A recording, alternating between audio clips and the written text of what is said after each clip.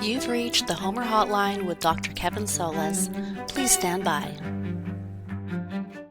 It's about books, not baseball, Simonides, not The Simpsons. This is the Homer Hotline. And joining me today is Professor Andrew McClellan, who is the James J. Stansel Assistant Professor of Classics at San Diego State University. Thank you very much for being here, Andrew. Appreciate it. Yeah, thanks for having me. And nice to see you, incidentally. It's nice to see you too. For everybody, Andrew and I did our PhD together or overlapped at the University of British Columbia way back in the day. Mm-hmm. So I sent you a note about what we were going to talk about today. I said we were talking about the treatment of corpses in Homer, psychological warfare, the thingification of the warrior into something akin to treasure. That was the general ambit I set out for this conversation. So we'll see exactly where it goes. But I think listeners would enjoy hearing a bit about your book with Cambridge. You want to give us a quick elevator summary of that? Yeah, sure. So it's called Abused Bodies in Roman Epic, which might make people wonder why you're asking me to talk about Homer. But I do actually start with Homer and sort of work my way through the handful of Latin epics in the early imperial period. And the book, I guess it sort of does what it says it does. I mean, I'm looking at the mistreatment of dead bodies in these texts. Both, the physical violence aimed at a corpse, but also, like malign neglect or like, funeral abnegation, things like this. And I guess maybe to bring it back to Homer a little bit, I read Charles Siegel's book, The Theme of the Mutilation of the Corpse in the Iliad, which is another title that kind of makes me wonder why we couldn't have come up with something a little bit more interesting than that. But in any case, it does exactly what the book, the book does exactly what the title implies. And I realized that after I read that, and it's an excellent book, but I realized after I read that there was nothing for the Latin epics that did anything kind of close to that. And so I wanted to sort of basically, or what do we say in academia, to fill the gap in scholarship? Yeah. So that's the idea, is looking at, but incidentally, when authors do talk about corpse abuse, even in Homeric material, and we talk about this later if you want, but the focus is almost entirely on like who's doing the abusing, right?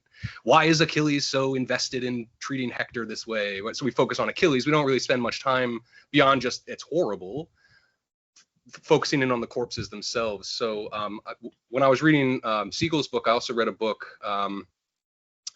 by Giovanni De Luna. It's a book on modern warfare. It has nothing to do with antiquity at all.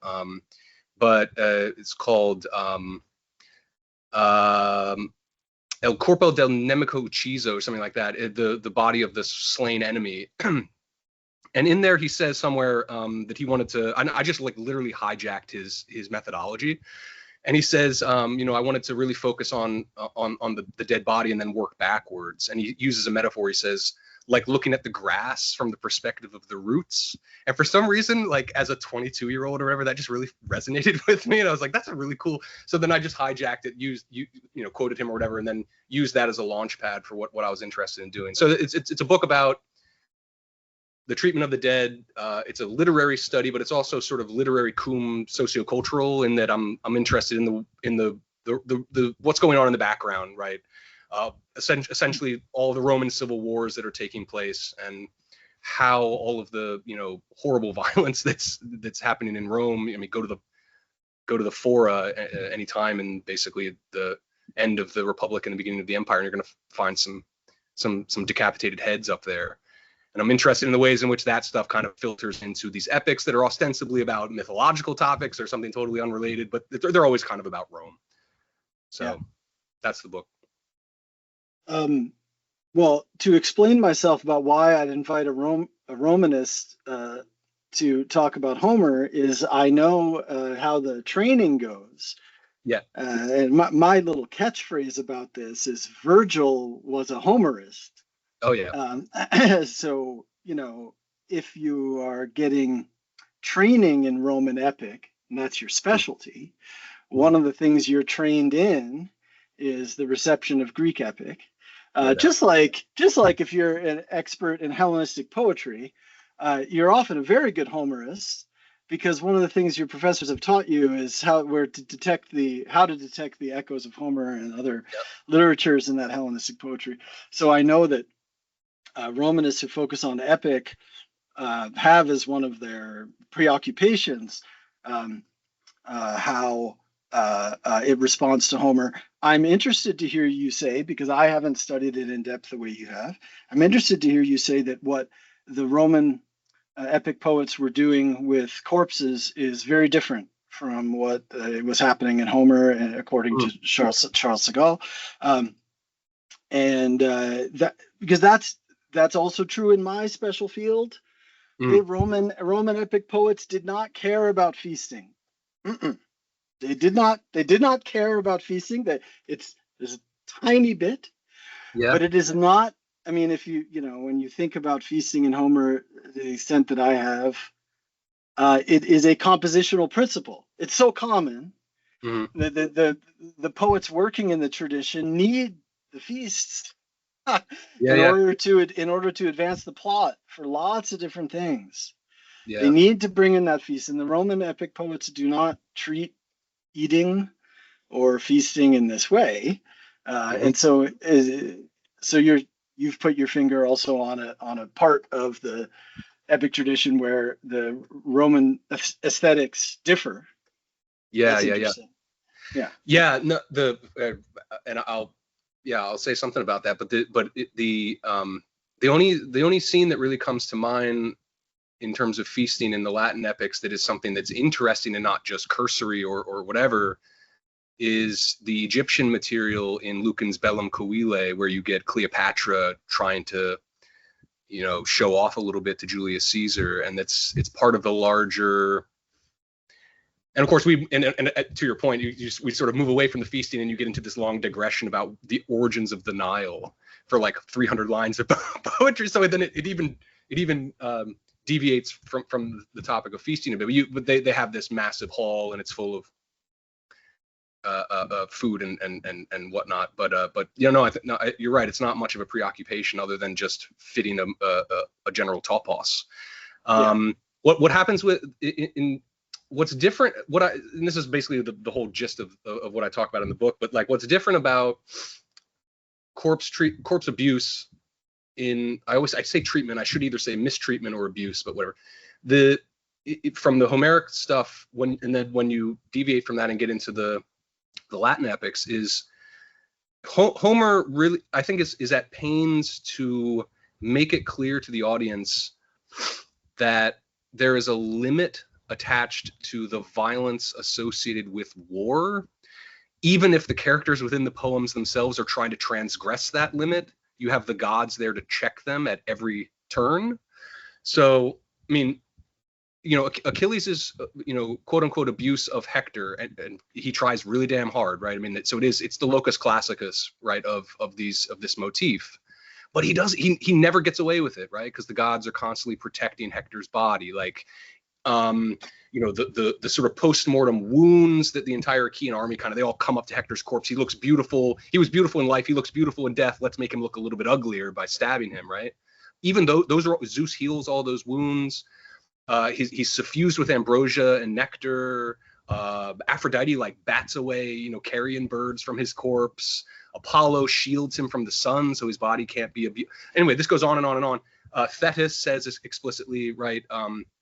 He'll look as good a year from now as he does right now to Achilles, to try to assuage his fear that his body is going to be, overwhelmed with maggots and this horrific imagery. And they say, no, none of that is going to be, the gods will oversee this. We'll take care of it. And he's pristine when he's handed back ultimately to Priam, right? Yeah.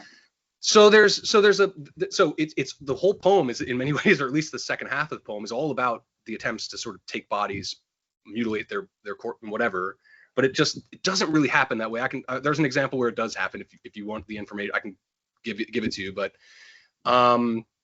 there's one example. But the rest of the poem, it's just on the periphery in terms of its actualization. Whereas the Latin epics, man, they explode that limitation. It's all about excessiveness in every imaginable way. So here's what Homer did with the motif. Let's use that motif, but then break it down. And so these texts are full of abused bodies that actually are abused, and the gods look the other way.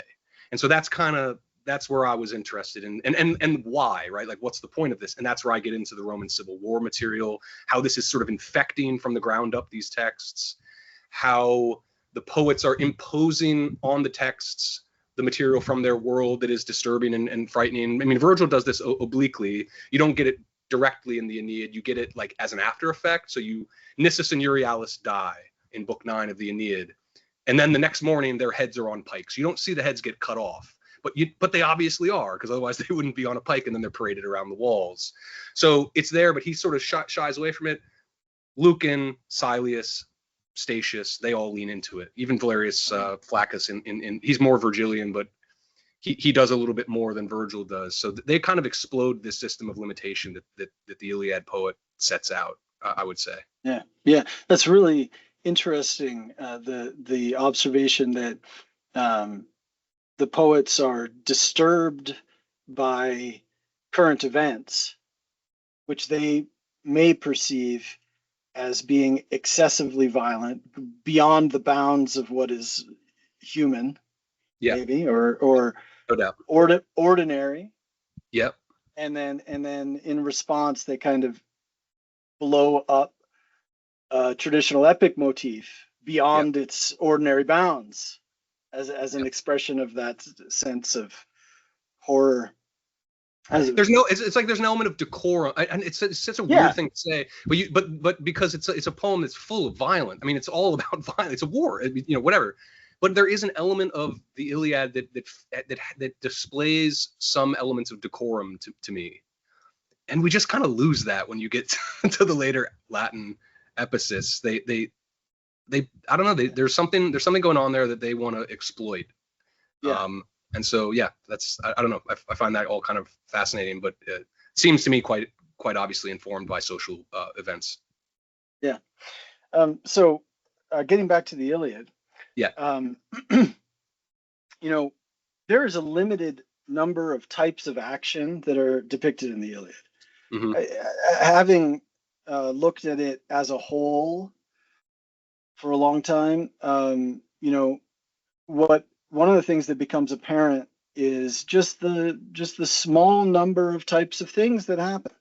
We're talking about dozens of types of things, not hundreds. There's only dozens of types of things that happen in the Iliad. And so fighting over corpses, and I'll add stripping armor from corpses. Mm-hmm. I'll add talking about corpses and their further fate.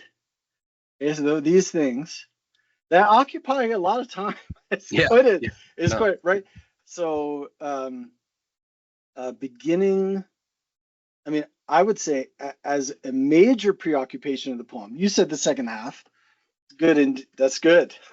But beginning with the death of Patroclus at the end of 14, the end of Iliad 14, right? Then what happens in 15 is just a massive battle over the corpse of Patroclus. Mm-hmm. And so it occupies about 1,000 lines of poetry. Yeah, it's big. It's big, and then of course at the end you have a long portion, as you described, occupied by the treatment of Hector's corpse. Mm-hmm. Do you have an opinion about why, among this couple of dozen possible types of action in the Iliad, why the treatment of the corpse is one of the preoccupations? I mean, do you feel like that's asked and answered, or do you have more to say about that? No, I think think even just in the way that you've articulated it, it kind of spells out why this is so important. But I think it's in the most basic level, it's because the stakes are enormously high. I don't have to tell you, obviously, but archaic Greek culture is just like obsessed with and cared deeply about corpses, in as much as the fate of the soul in many ways depended on the fate of the body ultimately that contains that soul. And I guess the obvious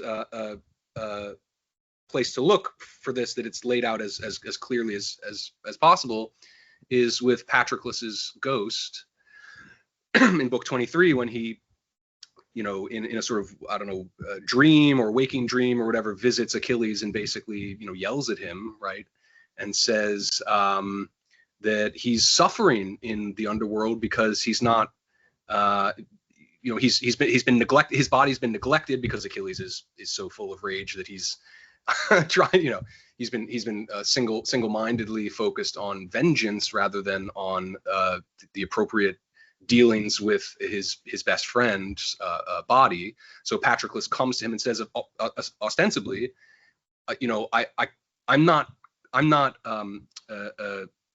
comfortable down here because you haven't dealt with my body appropriately.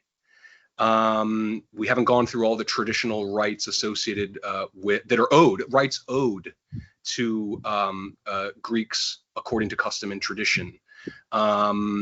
And you need to deal with my body right away. And of course, book 23 is the entirety of book 23, basically, aside from the preamble, is the honoring of the body of Patroclus, simultaneously while we watch again and again the body of Hector be not treated in the same way, just sitting outside the tent. Achilles rides it around the funeral pyre, whatever. So you get this wicked juxtaposition between the proper treatment of the dead with Patroclus and the improper treatment of the dead with Hector in high relief in book 23. So which plays with I guess the word is it's a post-archaic, well, you would know better than I would. It's a post-archaic word, but the word enairesis, which is associated with the rights owed to dead bodies, even in warfare, right? you and your enemies are fighting. A bunch of people are killed on the battlefield, but at the end of the day, you allow your enemy to collect their dead, to bring them back to be properly dealt with. This is the big issue in the Theban cycle, the Seven Against Thebes stuff. That's why I'm thinking about it in terms of tragedies. But anyway, you get a proto version of this in Iliad 7, when the dead, everybody says, let's calm down for a little bit. Everybody, collect your dead, deal with them properly. Achilles doesn't allow this to happen to Hector. And I said the second half of the poem, but you could even go a little bit earlier than that. I suppose there are some, we're inclining in this direction, but it gets more and more, the poem gets more and more horrific when it comes to the treatment of the dead, even if it's, again, not really fully actualized. But you get attempts to sort of break this moral and social code of ethics or morality, a social construct around even your enemies' bodies need to be dealt with appropriately. And Achilles breaks through this. So I think those are the stakes. They're really high.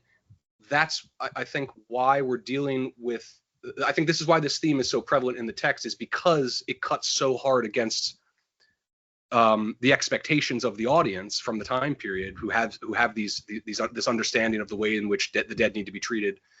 That the focus is commensurate with the fear that the audience has vis-a-vis the way that the dead ought to be treated.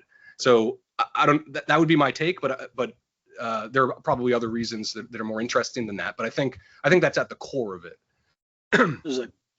You're saying there's a cultural background of concern for what happens to the dead because it's so high stakes, right? We have to properly treat the bodies, go through the rites for the dead, so that they can get what they're owed out of their afterlife and out of their life and all that. And so it then sort of recommends itself as one of these high values which the Iliad is showing off, Yeah. right? To make the audience feel ennobled and pleased with themselves, and are how Nice. dignified, Yeah. and decent are we, that we always go and retrieve our comrades. As part of the historical background, the fighting over corpses on the battlefield raises questions about the representation of reality in Homer. Because certain things would never happen on a battlefield, Hmm.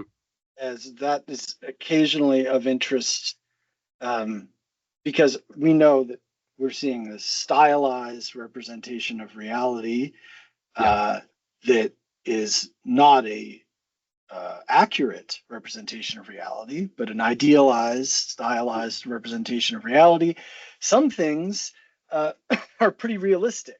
And it seems to me that fighting over corpses is not one of those things, at least in the way that it's portrayed. And so I'm kind of interested in that, right?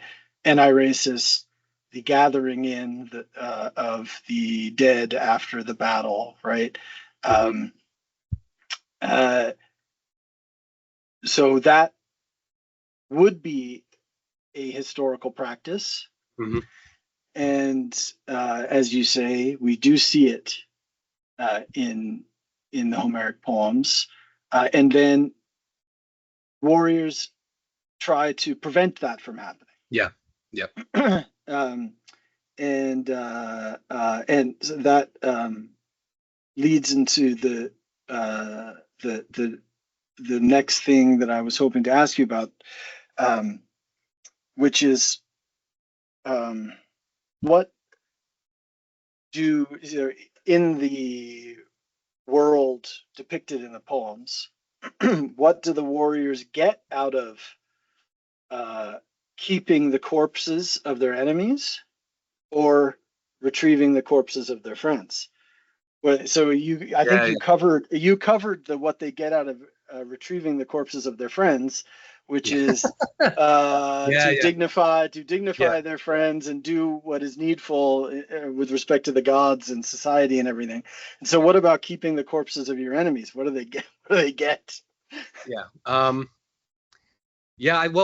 think it's basically, I think they gain an advantage because this is functionally psychological warfare. It's the same reason why Ashurbanipal lined Neo-Assyrian state capitals with corpses. It's why for political advantage. It's why after he sacked Samarkand in 1220, Genghis Khan put up a pyramid of severed heads outside the city walls, basically to say the Mongols don't F around. It's why the Ottoman king Mehmet II decided not to attack the Wallachian capital when he saw that Vlad the Impaler had put about 20,000 dead bodies on pikes right out lining the road, the only road that led into the city. Because in these cultures that care so deeply, right, as we were talking about what you do with dead bodies, the proper rights, RIGHTS rights, owed to them through the rights RITES, okay, whatever, in terms of the import of all of that, as we've covered, by denying access to those things, right, your enemy is psychologically devastated. And I guess this is, we see this play out in the Iliad, right, when Hector's body is dragged off the field of battle on the back of Achilles' chariot, and Andromache passes out, and Priam loses his mind. I mean, everything devolves from there. It becomes this horrific, right? The gods have to intervene ultimately in order to assuage Achilles' rage. And again, he's castigated pretty dramatically by Apollo, especially who calls him essentially a monster, right? And Zeus says, yeah, you're right, we have to turn this around. So I think it can sway a war, right? If in certain ways, at least in the way that it's presented in these texts, this is a critical way of demoralizing your enemy, which is inherently valuable to you as an attack, as on the opposing side of this. I just quickly, because now it's popped in my head as I'm thinking about this, but maybe the best example of the psychological power of this is not in the Iliad directly, but it's in Book 9 of the Aeneid, where Nisus and Euryalus, these lovers and warriors on the Trojan side, are killed by sort of doing something stupid. Whatever, the context doesn't matter. But they're mutilated, right? Their heads are put on pikes and paraded in front of Aeneas and everybody in the city, including Euryalus' mother, who doesn't have a name in the text. She's just called Euryalus' mother for reasons that are interesting in their own right, but obviously because her son is so important to her. And she gives a speech basically where she says, I cannot believe that I have to look at my son's body in this way, and that I won't be able to bury him. Essentially, I won't be able to give him a funeral pyre. I won't be able to bury him. He's lost to me. And she's so distraught, as you would be, obviously. The morale of everybody around her starts to fall, and Aeneas basically jettisons her from the walls, and ostensibly jettisons her sort of metapoetically from the text itself. So she's rushed behind the scenes because she's bad for morale. So this is the power that comes from your ability to, and again, it's a horrible way to gain a military advantage, but it's a fucking effective one. Pardon yeah. my language. Maybe I'll just say fucking is allowed on the Homer hotline. Anyway, that was inevitable. That was inevitable. I'm bad at these things. I have no decorum. Speaking of decorum, that speech, which I'm not so familiar with, that you just mentioned, Euryalus' mother, seems to echo Priam's speech to Pyrrhus, Neoptolemus. Right, because he is distraught. He's just witnessed the death of yet another of his children, Polites. And he gives this speech of distress to Pyrrhus. It's really great. I think one of the poetic highlights of the poem, in my humble opinion, and the Aeneid. Yep. Because it leads into Priam's death and the most effective metonymy I'm aware of in all of poetry, which is when Virgil then zooms out from the inner sanctum of Troy and talks about the hulking mass on the coast, which is decapitated and dead, and students are thinking that it's Priam, right? But it is just a metonymy combining Priam king with the city of which he's king, and it's Troy that's decapitated and broken down and nameless on the anyway. I love this. Is a great part of the Aeneid. I think. It's one of my favorite scenes too. Not least because Priam does deliver this incredible speech, right? That he's degener Neoptolemus. He's the degenerate son of the worthy father who gave the body back, and you've done this horrible thing in front of my eyes by killing my son, etc. And it is this powerful speech, whatever. And then he limply throws a spear at Neoptolemus. He's an old man. His spear is also limp. Whatever. But anyway, he bats it away, and then Neoptolemus says, right, in a great sort of humiliating boast, right. That's me. I'm the horrible son of the great father. Why don't you go tell my dad's ghost that when I send you to hell right now? And then he kills him at the altar. A truly reprehensible figure, Neoptolemus, but at least he's got a good punchline in him.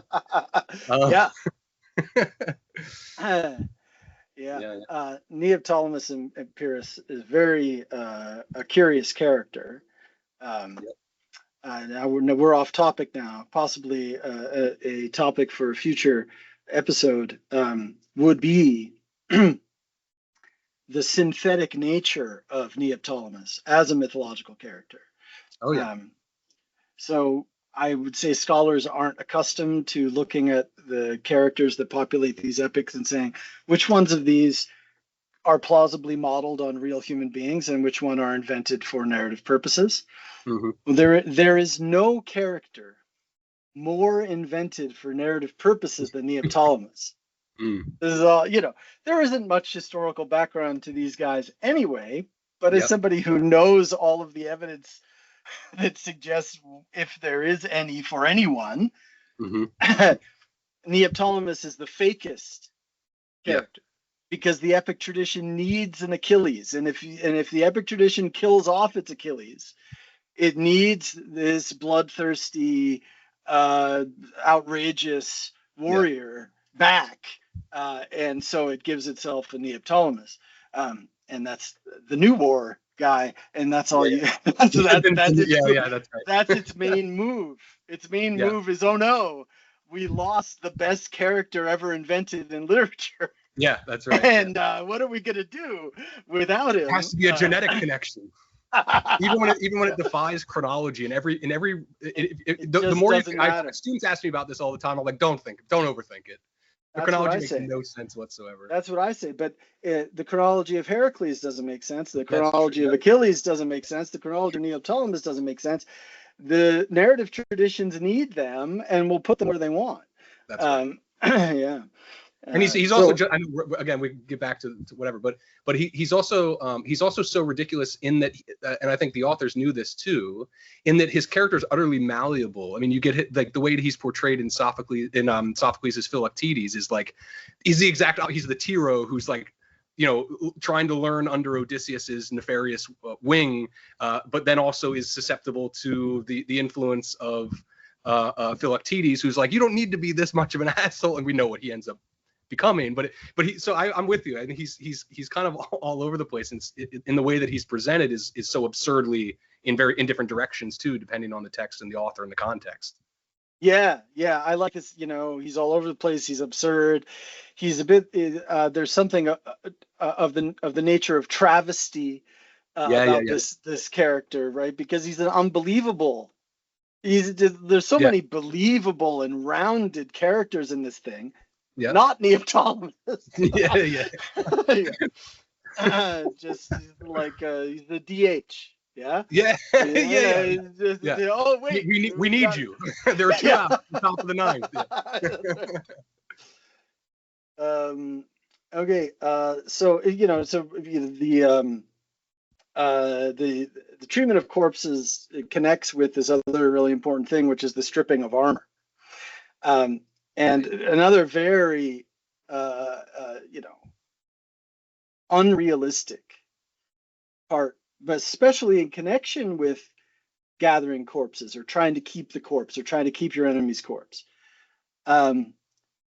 Because, for example, with Patroclus, Hector strips the armor off Patroclus, creating one of these dynamics where the battle between Achilles and Patroclus will be a battle of doppelgangers, which is one of the interesting effects of our Iliad that is, I think, interpreted.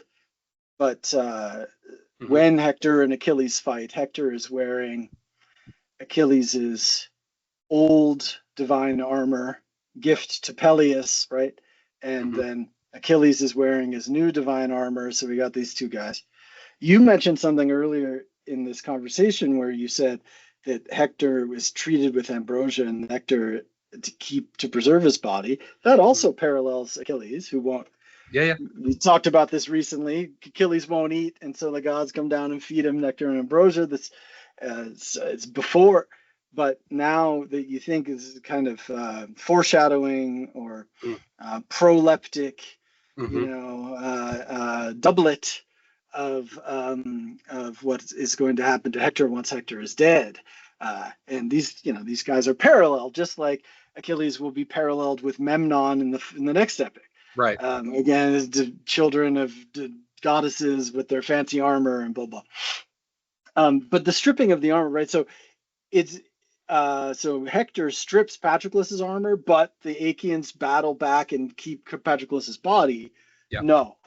Okay. So an epic, but so now we've zeroed in on an epic effect, because the battlefield would never do this. You either get the corpse of your enemy and keep it, in which case at some time later you'd have time to strip the armor off and keep that also.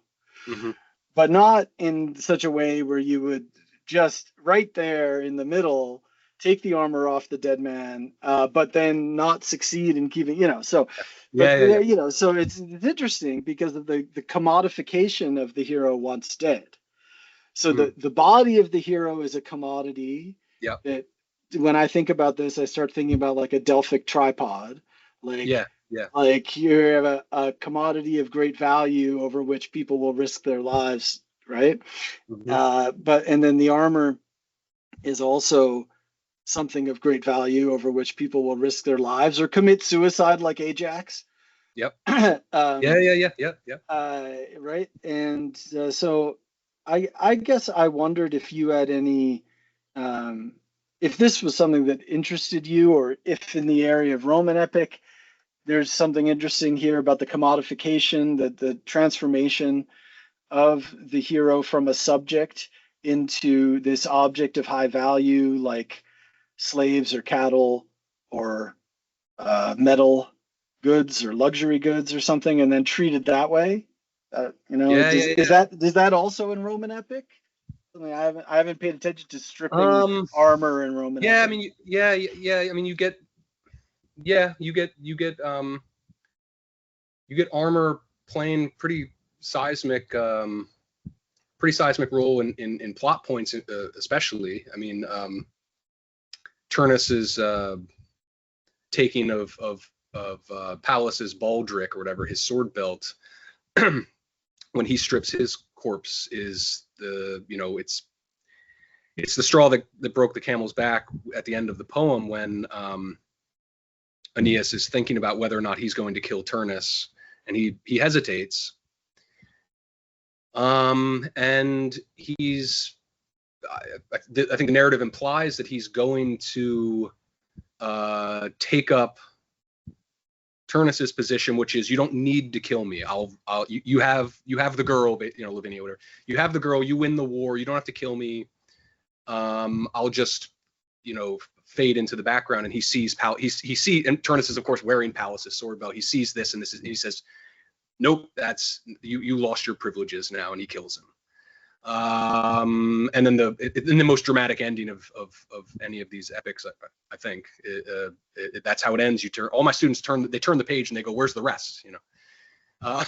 There's no book 13, unless you read Maffeo Veggio or whatever. So I think that element is important in the Latin epics. I think in general the body is critical for the psychological elements. I think the armor is sort of a physical manifestation of what every warrior wants, which is kleos, right? You get it because of the stories, and you're willing to you're able to tell the tale, all these sorts of things. But you can also point up to your wall and say, "That's so and so's armor that I got when I kicked his ass, 10 years ago in such and such a." It's the symbolic thing that makes the kleos real, other than just the storytelling that's backed behind it. And I'm reminded. I mean, it's not a scene of stripping a corpse, obviously, but I mean, I think within this context is obviously the conversation that takes place between Diomedes and Glaucus in Book 6, when they exchange armor. They decide not to fight each other because they realize that going back a few generations, they have Xenia ties or whatever, and so they end up exchanging armor rather than one killing the other and then stripping the armor. And Zeus gets involved because Glaucus's armor is much fancier, right? And he clouds Glaucus's mind so that they switch gold for bronze, basically. So it's a transaction there, but it's okay, whatever, it doesn't matter. But in a sense, that's a beautiful version in a lot of ways. And you get the simile about humans are like, the generations of humans are like leaves on a tree, they fall and new leaves are born. So it's a beautiful scene, but it also is, within this scene you get the imagery of something like a transaction involving armor. So I mean, it's all wrapped up, it's all important. And And I think the stripping of a corpse is, I mean, we see it's, I don't know, we see it over and over again in the poem. Even Ares strips a corpse of its armor. Like, what the hell does the god of war, what does he want with some mortal's armor? But there it is, he does it. So yeah, I don't. It's important. It has a literal value, as we see with the Glaucus and Diomedes scene, but it also has symbolic value in terms of its connection with heroism. I think at its core. I don't know what do you think? Is there a scene that resonates with you? Maybe I mentioned it. I don't know. Reflecting on what you've said, I'm most interested in the idea that armor is an index rather than a symbol of a hero's kleos.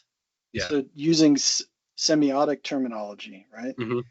So the armor doesn't stand for the hero's honor or notoriety by arbitrary association. It stands for it because you either have to have killed someone or inherited it from a wealthy father, or even better, had the gods manufacture it for you, and now you have Yeah, that helps. Yeah. All right, that was pretty good. Yeah. So it's an index of your kleos, and I like the idea of it being a point of articulation for a story, which you also mentioned. Yeah.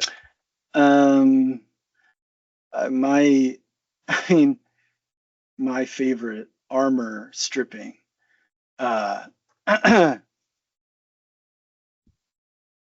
Glaucus and Diomedes. I have always found the scholarly discourse around this so strange. So our poet intervenes and says, "Clouded is mind, and exchange this for that." Yeah. But the underlying values, with which the poet is trying to ennoble the audience and please the audience and make the audience feel good about who they are, doesn't. It values Xenia. Yeah. It right. That's the trigger. And the poet comes in and gives you like one of those similes where it's from fishing, but there's no fishing in the, something that Toff Marshall always used to talk about. He liked the similes that revealed the parts of culture which were clearly unheroic but belonged to the audience, like fishing or something that. So we get the poet intervening to give us a commentary that is of that nature, which is like, I know you who are listening to me are actually a bunch of cheapos, and you wouldn't like changing gold armor for bronze armor. That would really get you. But these guys, your ancestors were so noble that what was important was verifying and reifying the ancestral relationship. So, but look, the doppelganger effect is underinterpreted. So there's a lot of scholarship on doubling, but I guess it takes a person a long time to develop a very vivid mind's eye about what's happening in epics. When you're like 20 years ago, when you read something, it was easy to get lost and bored and whatever. And then like if that becomes your professional interest, then you have to develop this big imagination about what's happening there. And the doppelganger thing, where Achilles and Hector are arrayed against one another in two sets of Achilles' armor, is occasionally mentioned by scholars, but is way more important than we appreciate in 2022. And because it's mentioned ever so rarely in the text, but luckily it is mentioned that Hector now has Achilles' old armor. We get to presume that it was meaningful that happened. Yeah. And then Jonathan Burgess in The Afterlife of Achilles, that Hopkins book, talks about the doppelganger effect also with Memnon. Mm-hmm. We have to presume that Memnon had a divinely made armor. Yeah. But, you know, most of our heroes are not children of goddesses with mortal men, right? There's Mm-hmm. pretty unusual, Yeah. that marks them as unusual and remarkable, but both Memnon and Achilles are that. And Yep. there's lots of similarities, and they fight, right, in the Aethiopas. And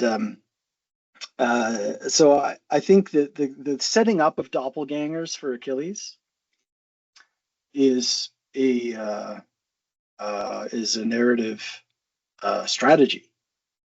And sometimes the doppelgangers are really definitively marked. I would say that both for Hector and Memnon, that there's reasons, visual or genealogical or whatever reasons, why these warriors are comparable, and you should invest in the uncertain outcome of this fight, which you know. So you know the outcome of this fight, Yeah. but because of their doppelganger nature, you should nevertheless be invested in how tightly contested it might be. And then we can ask whether Penthesilea, whether Mm-hmm. to what extent we're meant to see Penthesilea as a doppelganger of Achilles. So Mm. Yeah. something Yeah. I haven't thought about, actually. Yeah. No, I mean, So yeah, that's you get, you know, I like that, and you're right. It doesn't come up as much as you might expect in the scholarship, and you get, you know, you get Patroclus as he's dying telling Hector what's going to happen to him, and that's mirrored when Hector's dying and he tells Achilles what's going to happen to him. It's all a series of retributive violence, but it's mirrored in the way that it plays out, and it's fated, and it's all of these things, and you get these characters on the verge of death who have access to future knowledge, and it's all kind of wrapped up in this same doppelganger-y style, you know, in the way that it's this, you know, you mentioned like proleptic doublets, and I think that is it. It's one after the other after the other.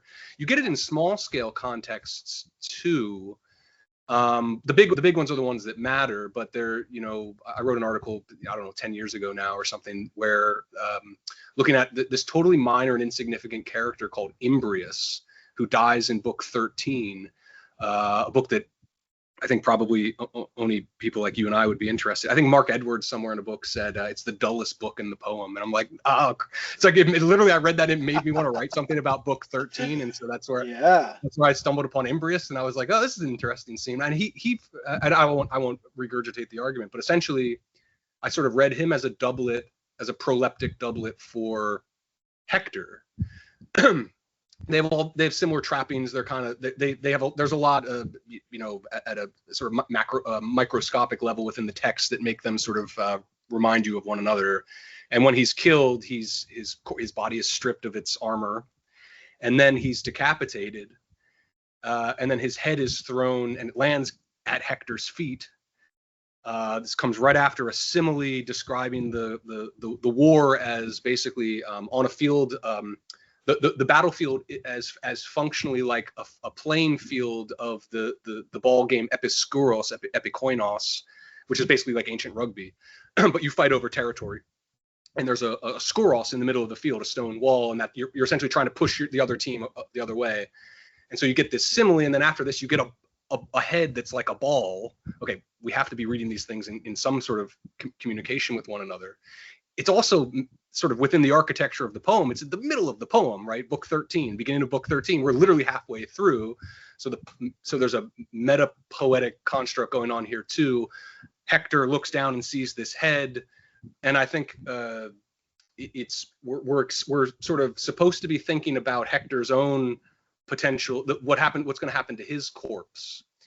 When Achilles threatens to decapitate him, he says this, to Patroclus, to Patroclus's ghost or whatever. Or no, he says this to the corpse of It doesn't matter. That I won't bury you until I bring back Hector's head. All these sorts of things. So it's like previewing something that we think might happen. It never ultimately happens because the gods don't allow it. But I sort of read that as that Imbrius is like this mini doublet for. It's probably a totally absurd argument, but there's something going on there that's interesting. So when you talk about doppelgangers and doublets, my ears perk up because I think there's a lot of that going on, even at microscopic levels, not just these macro ones that we're thinking about. Yeah. It's a compositional principle to be sure, and a dominant one. Benjamin Salmons has a book tracing doublets in the epic cycle. Yeah. Anyway, it's very interesting, that doppelgangery stuff. And so when it comes to favoriteness about armor stripping, that's where I'm at. So I thought as a final question, I would just ask if there was some treatment of a corpse in one of the epics of which you are expert, or in Homer, that is just the most important one, the biggest deal, something like that. If you didn't get to it already, what's your favorite or the most important one? Think we've covered most of the ones that resonate with me in the Iliad. There are a bunch in the Latin epics that, as I've said, it's like these texts are filled with them. There's a great one in Statius's Thebaid in book 8 when Tydeus, speaking of Diomedes a little while ago, or his dad Tydeus, eats the brains of a decapitated head of one of his a guy called Melanippus. So we get some corpse abuse, but also cannibalism, which is sort of exciting. That's a weird thing to say out loud. But I guess my favorite one, because it's just so weird, is in Lucan's Bellum Coele book 6, where you get the witch Erichtho. And Sextus Pompey, Pompey the Great, his son Sextus is sort of interested in the future and what's going to happen at the Battle of Pharsalus, and he goes to he's sought all forms of traditional types of divination and to no avail, and so he decides, well, I'm in Thessaly, there are lots of witches here, the land of witches, and so he seeks out a witch in order to basically get a necromancy to reveal to him some elements of the future. And so this witch, who's described with enormous fanfare, she goes, collects a corpse on a battlefield. No battle has been fought yet, so why are there corpses? We're sort of out of time and space, but again, she's a witch, so we let that slide. And she drags this corpse by a hook to her cave. This is exactly how you'd get rid of corpses in the street during Roman Civil War or whatever, other constructs. You get the uncus and you drag it into the Tiber and pop it in the river. So again, there's Lucan's playing with some cultural resonances. But she brings this corpse to her cave. She cuts open its chest, and we get a zombie scene, right? She pours all sorts of a witch's brew into its chest, so you get the hump of a hyena makes its way in there. You get the marrow of a deer. Let me get this right. You get the marrow of a deer that's fed on snakes. This is a critical ingredient. So that gets popped into the witch's brew too. She pours this in. She delivers some sort of incantation, and the corpse wakes up to deliver this prophecy. So it's a scene of, at once, the most horrific scene of corpse abuse in the poem, in almost any poem from the Greek and Roman tradition. But weirdly, it's not to further abuse a body, but it's to bring that body back to life. Okay, so you get that inversion, which is wonky.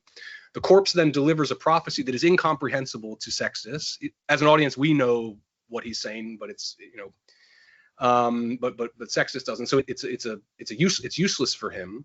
But the coup de grace is that after this horrific scene, and the core, and it's sort of a play on the Plato's myth of this sort of the soldier who's been revivified to see the future, to be able to see the underworld and to relay information about this, whatever. So it's playing with that, I think. But the coup de grace is that at the end of this horrific scene, Erictho, this witch, builds a pyre. The corpse, I say corpse, but the zombie, whatever, climbs up the pyre, sits on it. She lights it on fire, and he gets this like very normal, obsequious. Like he gets the normal, traditional, appropriate. It's the only. I wrote this in the book somewhere, but it's in this poem that's all about corpse abuses and violations of burial rights, etc. It's the only like good, normal, traditional funeral in the entire poem, and it's in the context of zombie, revivification and all this sort of stuff. And then Erictho walks hand in hand with Sextus basically back to the Roman camp, and so you get this witch who's horrific and does all these horrible things, but then it's the only scene in the poem where you get something that even approximates what a normal funeral ritual would look like in ancient Rome. So that's the scene that resonates with me for a whole host of reasons, but mostly because Lucan is just such a total asshole that he's taking the tradition and totally obliterating it.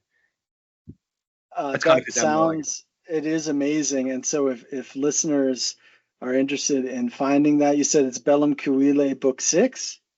Yeah, it's the last 400 or so lines of book 6 of the Bellum Cuile. You get a whole excursus about witches. So you get witches do this. They have the power to bring down the moon. They have the power to, turn the tides the opposite direction. They can do all sorts of interesting things. And then Erictho, she's the top level witch, right? She's the baddest bitch witch, whatever, out there. She can do even more stuff. And then we're introduced to her. Sextus is scared and says, like, can you help me? And she's like, oh, yeah, sure. This is my forte. Like, I'll do whatever the hell you want. It's bonkers. Yeah. I think it's amazing. I think it's supposed to be utterly camp. Like, I think people read this very, very, very seriously, and I just think we're supposed to be laughing our asses off. I think it's hilarious. The afterlife of epic is often camp. Yeah, totally. Later